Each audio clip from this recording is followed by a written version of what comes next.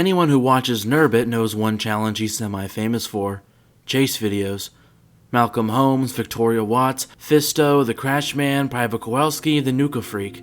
If there's someone who will chase you to the end of the wasteland, he'll make it a personal point to avoid their ass like the plague. So I decided one day, why not hop on that trend and get another infamous NPC to follow me around like poop to a goldfish.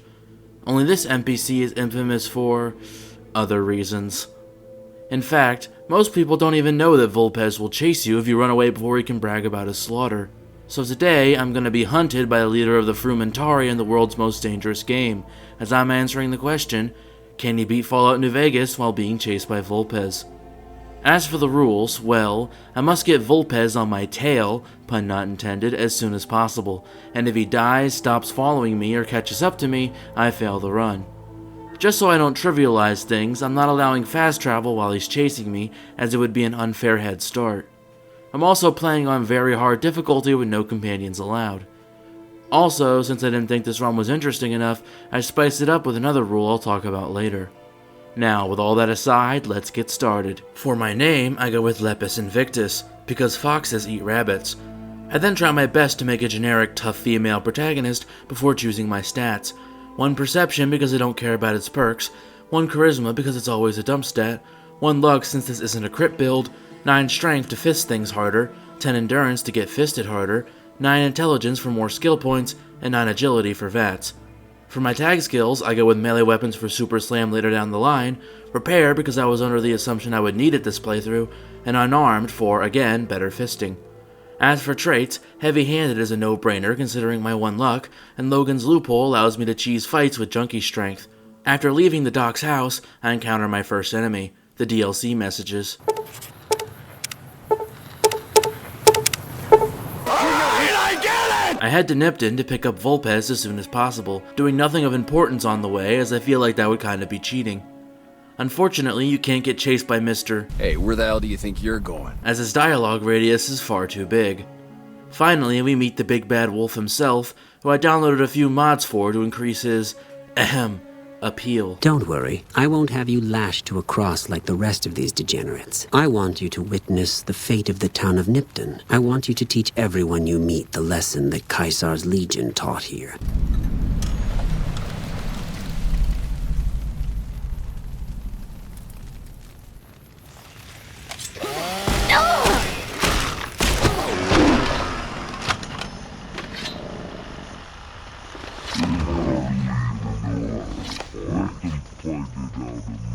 After sending him to Essential and testing it out in the most efficient way possible, I try to egg him on, but he's so gosh darn fast he catches up to me every time.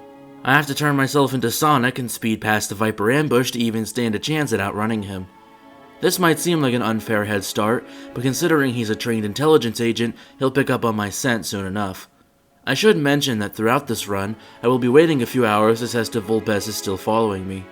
This isn't a rule violation, it's just there to make sure the challenge hasn't broken. Oh, and to give me nightmares. After some raiders charge rifle-toting soldiers with tire irons, I decide to turn hardcore mode off, simply because sleeping would cause Vulpes to cuddle up next to me and fail the challenge.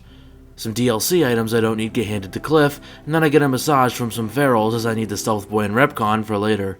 At this point, I know the route from Good Springs to Vegas like the back of my foot, so getting there isn't a problem. Things that happened on the way are Kowalski accidentally shooting his own memorial while dealing with a rat scorpion, me buying all the sarsaparilla Ike has in stock, and getting another person to chase me alongside Mr. Fox. I then stop by H&H Tools to nab the Lucky 38 keycard, and while I do get blown up a few times, I manage. What I can't manage is that due to Vulpes needing to be at the strip, he stops following you when you get near it, failing the run. Well, at least one NPC is following me. I can deal with this later. For now, I need a way to defend myself. After some Cazadors ignore me for some reason, I level up, increasing a decent spread of skills and getting the Black Widow perk. While this does negate the need for the Lucky 38 keycard, to be fair, I didn't expect to level up this soon. Using the Stealth Boy I got from Repcon, I sneak past the creatures from the Black Lagoon and grab Pushy, a unique variant of the Displacer Glove. Yeah, when I had this run in mind, I thought it would be a little too dull, so to spice things up, I added another rule that I can only damage enemies with Pushy. I've never done an arm build before, so I wanted to see if this weapon is as good as they say. Before that, I need a replacement for the furry, so I give the memorial a good pat on the back and let Private Kuklowski get some exercise. I wait for a few hours to test him, and sure as rain, he chastises me about his stupid memorial. I then try to get an NCR uniform so I can get into the monorail without incident, but when I see Kowalski fighting the fiends, I know I have to make a run for it. Luckily, the NCR don't really give a shit if you use their monorail, as besides a few bullets to the spine, the reputation with you is unchanged. After staring into the endless abyss of the afterlife, I try to introduce Benny to the back of my crystal fist, but since some maniac brought explosives into a casino, that plan gets cut short. Instead, I simply rizz him up, level melee weapons to 45 for Super Slam and get my strength to 10, and with this newfound strength, inflict death by Snoo Snoo on the Ben Man. More than you ever dreamed, baby. To die in my sleep at a ripe old age after a marathon session of hey-hey with 30 sex-star broads. You'll set that up?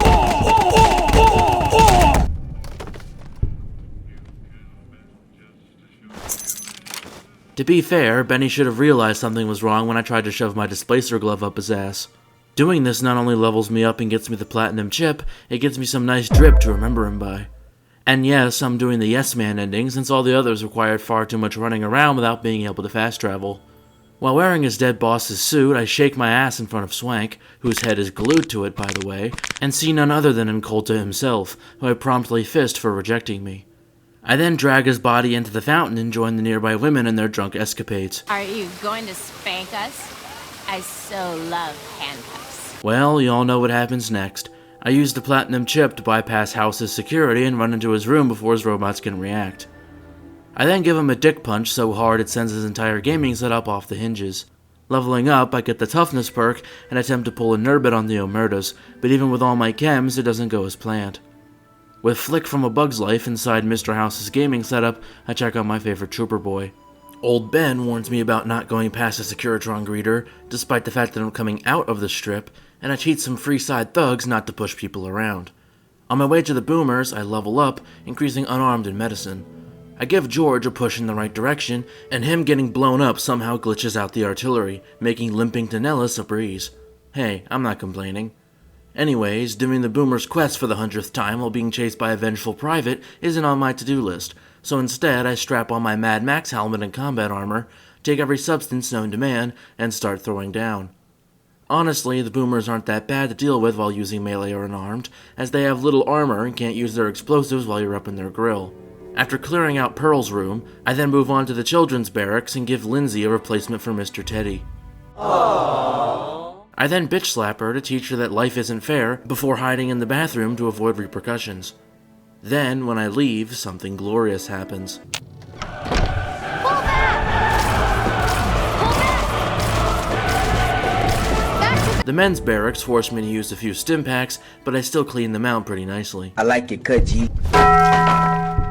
The women's barracks are even easier since it's in a more enclosed space, and some of them have to put away their grenade launchers to fight me, buying me valuable time.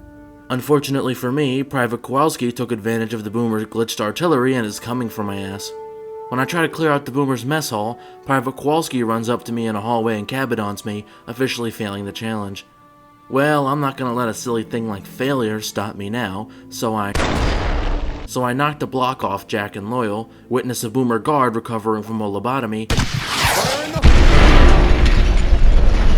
and prove that fist beats missile, officially wiping out the boomers for good. Unfortunately, despite being wiped off the face of the earth, the boomers' artillery manages to blow Private Kowalski into a fine mist, meaning I've got to find someone else to follow my ass now.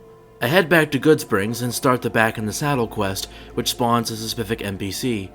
However, Sonny Smiles wants me to shoot the bottles with a gun, and punching them over doesn't work. So instead of shooting the bottles, I take the infinitely more reasonable option and bitch slap every living creature in Goodsprings.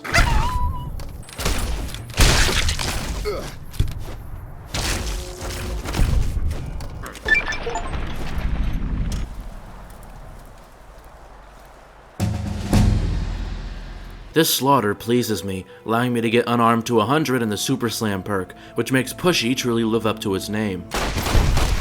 I'm not cleaning that up. Have you seen that?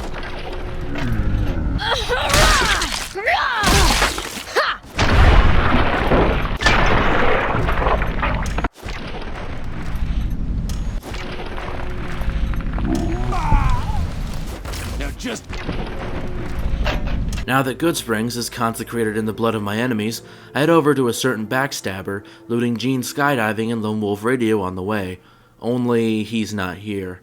The wiki says that Barton Thorn appears when you complete or are exempt from the quest Back in the Saddle, and I thought killing all of Goodsprings to fail the quest would count.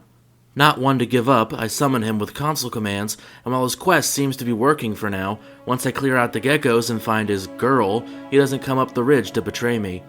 What's supposed to happen is that he walks towards the player and forces them into dialogue, then attacks you.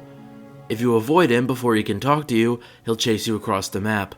But instead, he just stays near his trailer and looks down at the empty bottles of liquor on the ground, ruminating on his alcohol addiction. After giving him some encouragement, he betrays me when I talk to him. Well, tries to betray me. Sorry I tricked you, but thanks for...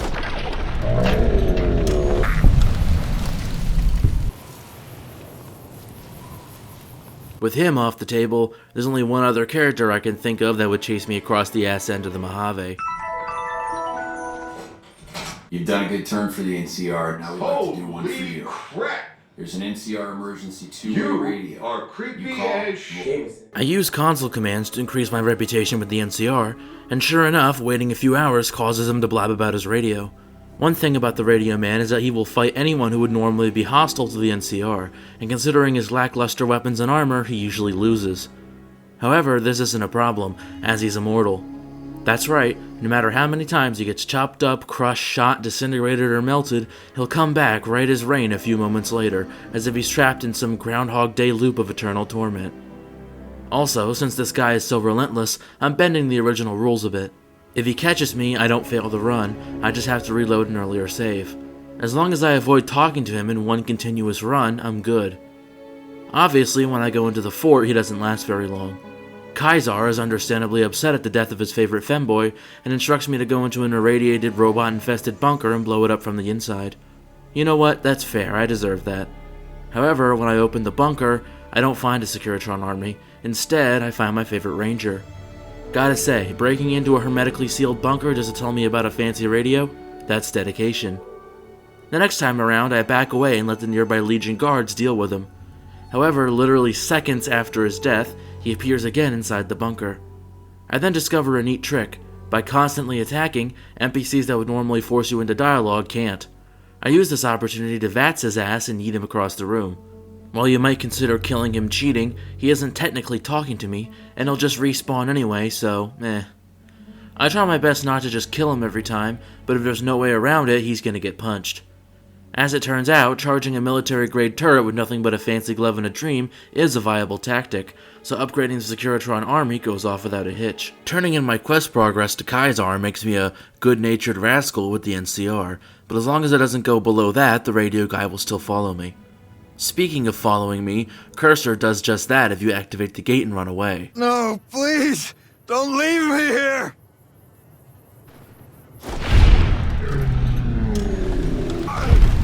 Well, to be fair, I did help him off the cross. A disguised Frumentari runs towards me, which makes me wonder if I could add him to my merry band of jackasses. Not before Radio Man violates my personal bubble, of course. I do get the Frumentari to tag along, but he's so fast he catches up to me easily. On my way to the Brotherhood, I waste some Vipers, level up, getting Stonewall for the Legate, and box a few Scorpions. When I enter the bunker, I have to use the good old punch the air technique before taking every drug yet again and attempting to throw down with the Brotherhood. It goes better than I expected, but I still get Erased from existence. I try again and manage to do a lot better, but in the middle of my slaughter, you-know-who crashes the party. Eventually, I just cut my losses and agree to get stripped and collared. However, when I get warped into the bunker, of course, he somehow sneaks in there with me. This pisses me off so much that I kill both him and Paladin Ramos with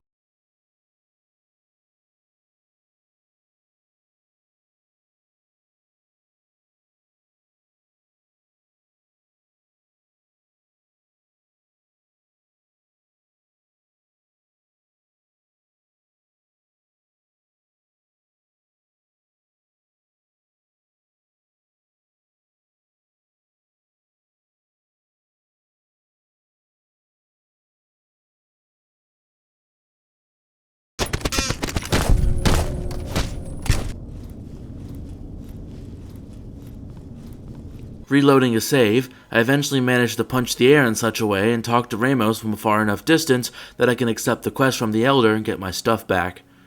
Dealing with Dobson is no problem, but this turns the Radio Ranger hostile, meaning I have to kill him as well. And wouldn't you know it, he's still hostile when he comes back from the clutches of mortality. Luckily, he stops being hostile after that, but I still kill him to get the beautiful beatdown perk and to get him out of my hair. After the Elder hears of my work, I pickpocket his keycard and do the same thing to Hardin and Taggart. With 10 endurance and good armor, GTFOing out of the bunker is no problem. I swear, if that damn radio guy can survive being trapped in an exploding bunker, I call shenanigans. Oh, fuck off! With my next stop being the Great Khans, I head there only to get turned into ass jerky by a Deathclaw. Ass jerky don't make it sell. The second time around, I encounter another NPC that likes to chase you to talk to you, Neil. Like Vulpes, he's far too fast to outrun. I then try to see if I'm strong enough to kill a Deathclaw and get bitch slapped for my trouble.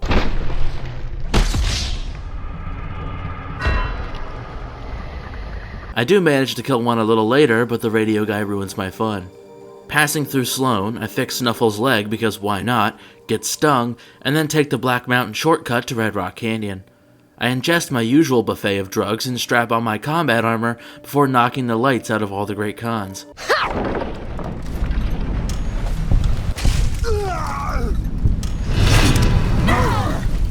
Over here. Murder.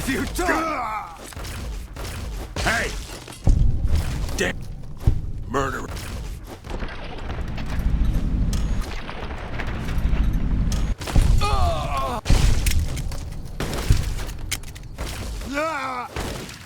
Killed him!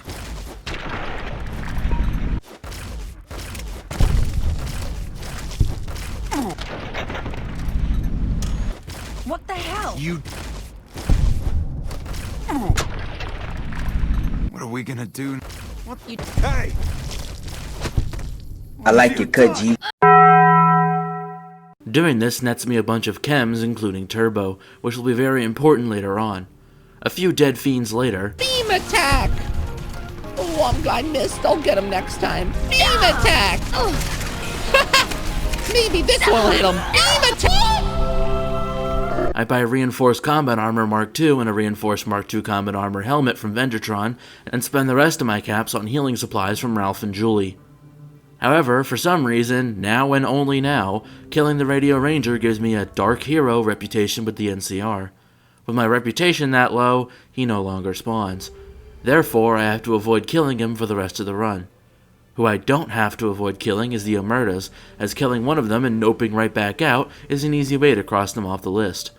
For the White Gloves, I first try to indiscriminately slaughter them, but the Ranger can get some words in while I recover from a block, so that doesn't work. It doesn't help that the Ranger has resorted to shimmying towards me in a terrifying manner. Cha-cha, real smooth. Slapping the sense into Mortimer and Marjorie finishes off all the factions, meaning I can prepare for the Battle of Hoover Dam. However, I notice that a certain someone isn't following me. I look to the side and see him, exhausted, broken, a shell of a man. I've led him across the Mojave, thrown him through peril, broken his legs so he couldn't chase me, and punched him to death just to avoid the sound of his voice. I've put this man through hell, and all he wanted to do was give me a radio. And I have to say, the Wasteland's going to feel a lot more lonely without him. Well, anyways, none of that matters, since once I get to Boulder City, he begins following me again. Punching the daylights out of Ketchum and taking their hairspray, I let the radio man himself and the rest of the NCR put down the Great Khan remnants and then rescue the hostages, netting me a nice bit of EXP. EXP I'm gonna need if I want the piercing strike perk before the end of the game. Unfortunately, I can't get the EXP for saving the president, since talking to Ranger Grant freezes you in place long enough for the radio man to catch up to you, and attacking him makes the rest of the NCR hostile. Powering the substation gets me shot up, wasting a few stimpaks, but I manage to get out lightly scathed and begin the Battle of Hoover Dam. As Nurbit would tell you, NPCs can't follow you into the battle. At least, that's what I thought until this happened.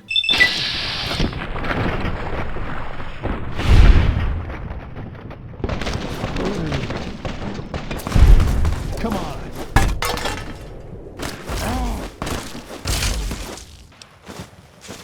Stay out of the control room and enclosure or there's gonna be trouble. Got it? Buddy, I think you're a little late to the party. Another interesting thing that happened is this sniper phasing in and out of reality. A few good right hooks later, my own Securitron tries to kill me, and I level up for the last time, almost getting medicine to 80 and getting the piercing strike perk. Luckily, there are some sinks for free healing, so the rest of the battle isn't too bad.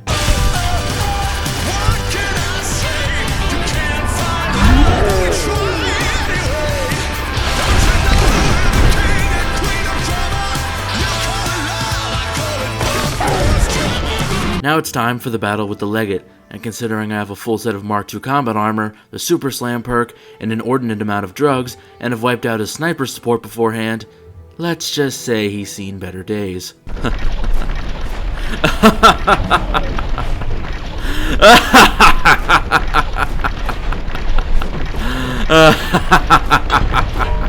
In fact, I killed him so quickly, you can see his special Legate healing powder he uses during the fight. I then put on his helmet for intimidation value, Lee shows up to wave his dick around, I clean out my drug cabinet before I punch his dick right off, let Yes Man chase me around a bit, and did not beat Fallout New Vegas while being chased by Vulpes, but did beat Fallout New Vegas while being chased by the NCR Radio Ranger. In conclusion, this run was a complete clusterfuck. First Vulpes stopped following me, then Kowalski died, then Barton Thorn wouldn't work, and then the NCR Radio Man ended up being an unkillable teleporting specter. Pushy was the only thing holding this run together, really. I guess you could call this a pushy-only run, but really it was just a complete mess. And sometimes that's the most fun way to do things. Thanks for watching, and if you enjoyed the video, consider liking, subscribing, or leaving a comment. If you didn't enjoy the video, dislike it and leave constructive criticism so I can improve. If you really liked the video, consider becoming a patron. Patrons gain access to exclusive content, have their names at the end of each video and in the description, and any suggestions left by patrons are guaranteed to become official videos. Plus, at less than 14 cents a day, it's a cost-effective way to support the channel. Also, make sure to check me out on Twitter, Discord, and Reddit for updates, content, and general discourse. This is Causal Loop signing off. Peace. Extra noses pounces on you, ooh, you're so warm. Couldn't help but notice your bolts from across the floor. Noses your necky, wakey, till they hee hee. Unzips your baggy as panto, baby, you so musky.